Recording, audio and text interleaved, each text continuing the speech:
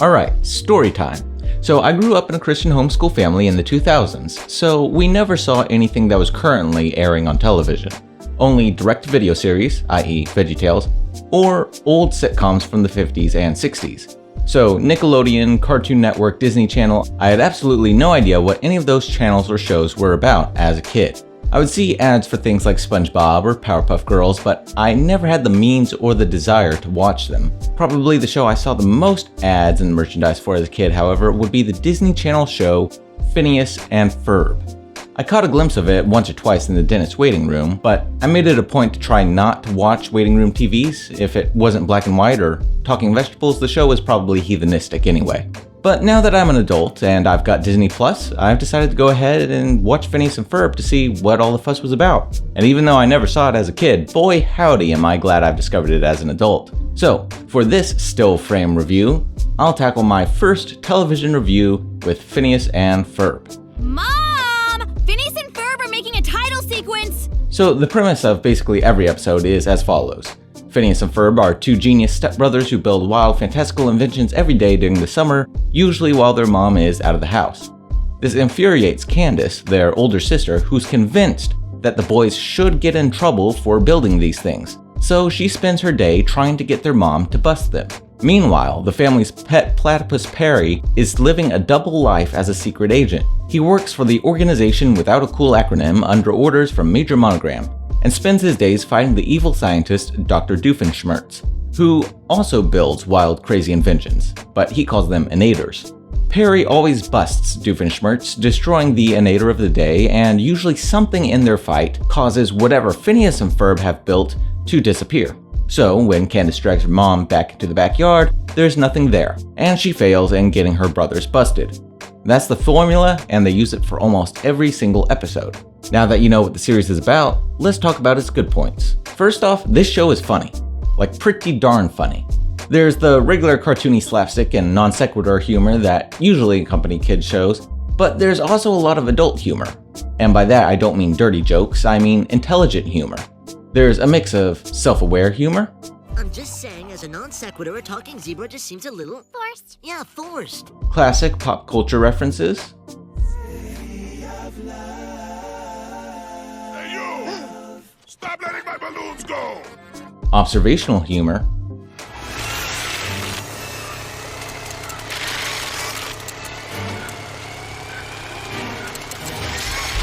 A heightened vocabulary. What happened to her? I don't know, but these violent mood swings are probably a sign of deeper emotional imbalance. What? Problem. And what I would call hard-cornered humor. Not necessarily edgy, dark per se, but there are some delightful surprises I would not expect from Disney. Hey, and it says here that this fossil was dug up right near our very own neighborhood. Didn't we have a dog named Bucky who got sick and went to live on kindly old man Simmons' farm? Let's move on, shall we? This next exhibit is kindly old man Simmons. Hey, who's up for milkshake? But most of all, Phineas and Ferb just takes the basic joke formula of setup and subversion, and they do it often and they do it well. No one's life will be made better knowing the whatever you call it. Aglet. What did you say? Aglet. It's that little plastic tip at the end of the shoelace. Aglet? Aglet? Oh, Louis, I will marry you. Aglet. The promotion is yours. Aglet. My hair's grown back. Hey, what's going on? The shoelace tip. It's an aglet. I can hear! The second thing I like about the show is how it builds off of itself. Instead of following the formula exactly every show, they play off of the formula every show, using it as a setup to their next subversions. Like, for instance, how we would always expect Doofenshmirtz's innator to fix whatever problem is going on at the Flynn Fletcher household. We do this instead. The Balganinator. Candace. Oh no, Jeremy's here. How am I going to get ready in 3 seconds? Apparently, do what we did. The show also builds off of itself with internal world building. While we know the boys can never meet Doofenshmirtz and learn about Perry being a secret agent, the show still allows other characters to meet and cross over between the two worlds, adding more and more interconnected backstory and relationships, creating even more humor. The third thing I like is just how well made the show is. The animation is fun, and the music, while a bit overhyped in my opinion, still produces some really toe-tapping tunes. But the thing that got me most while watching this show was just how sentimental it can be at times. For a formulaic cartoon, it can get really sweet and emotional. Take this scene from Dude, We're Getting the Band Back Together, where the dad and the mom, Lawrence and Linda, kiss on their wedding anniversary, which is the climax of the episode. Usually, old married couples are not the most emotionally stirring romantic choice in cinema, and this was only the second episode I ever saw. But even with all that taken into account, I could still tell that this was a special moment.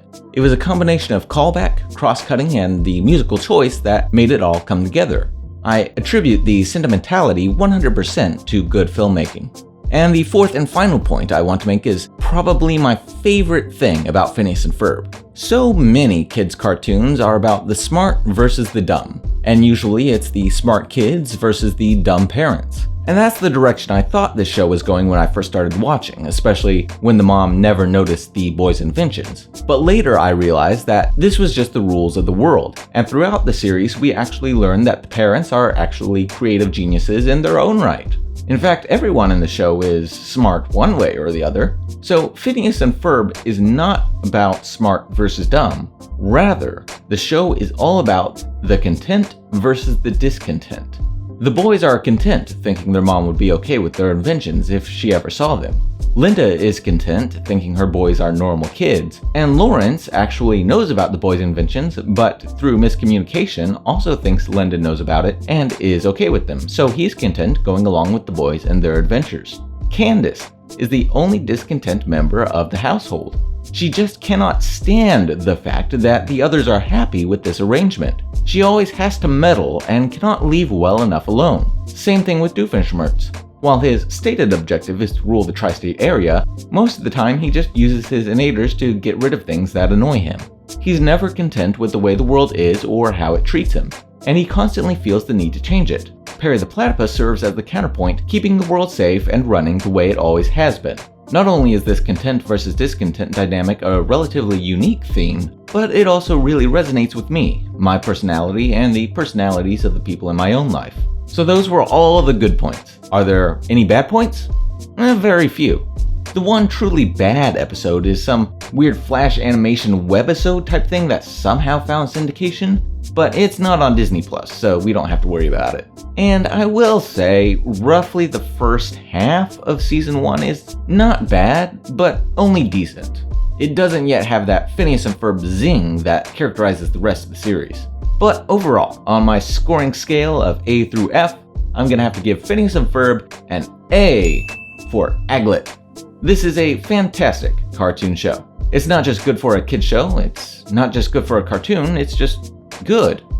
In general, it's no wonder 40% of Phineas and Ferb viewers are adults aged 18 to 49. It's a show everyone can enjoy, and it's one I'll be returning to regularly anytime I need a good laugh. I highly recommend it if you have yet to see it. If you have seen it, comment below and let me know how you would rate it. Also, let me know if you have any other television shows or movies you'd like me to review. See you later.